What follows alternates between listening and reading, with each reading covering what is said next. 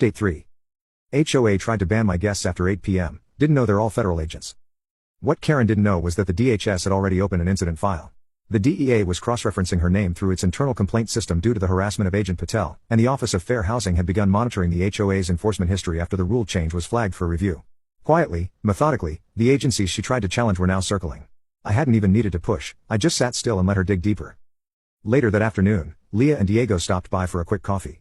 We didn't talk about the HOA directly, but Diego did bring up the fact that several other homeowners in the area had previously filed minor complaints about Karen but never followed through because they were afraid of retaliation. Leah suggested that we start collecting those stories in one place, not to attack Karen, but to build a pattern that could be legally reviewed. She offered to set up a secure email for residents to submit their experiences anonymously. We all knew Karen wouldn't take it well if she ever found out. But the tide was turning, and it was time people stopped being afraid of her clipboard army. That night, I got another letter from the HOA. This time, it was almost laughable. It claimed that suspicious surveillance activity had been reported in my backyard and that I had refused HOA inspection requests. I nearly choked on my drink.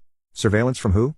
The only camera that had been installed in my yard was a motion-activated wildlife cam, something I'd had for months because of raccoons tipping over the trash. But something about the wording bothered me. It sounded like they weren't guessing. It sounded like they knew about the camera and were trying to spin the narrative. The next day, I checked the footage.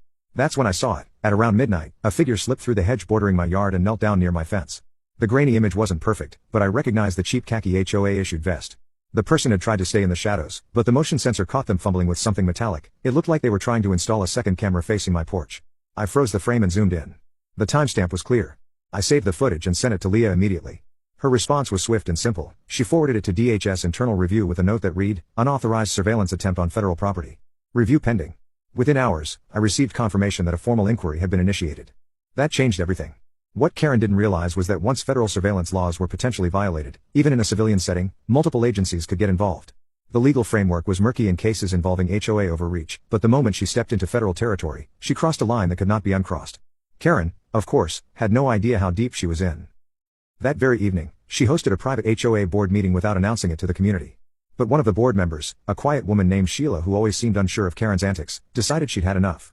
She left the meeting early and knocked on my door. She handed me a folder filled with internal HOA documents that hadn't been released to residents. In it were drafts of new rules Karen was planning to vote into existence without public discussion, and a proposed motion to install hidden sound meters in common areas and give Karen unilateral power to issue citations without board approval. Sheila whispered, "She's trying to turn the HOA into her personal police force. I can't watch her do it anymore." I thanked Sheila and promised her anonymity, then called Diego and showed him the documents. His reaction was immediate. He made a few calls to friends in the Department of Housing and Urban Development. 2 hours later, I received a quiet text from an unknown number. "Expect compliance audit. Be ready." That was all it said, but it was more than enough. A HUD audit wasn't some slap on the wrist. It meant every financial move, every fine, every citation Karen had signed off on would now be under the microscope. The following morning, 3 black SUVs rolled into the HOA office parking lot. Karen was inside at the time.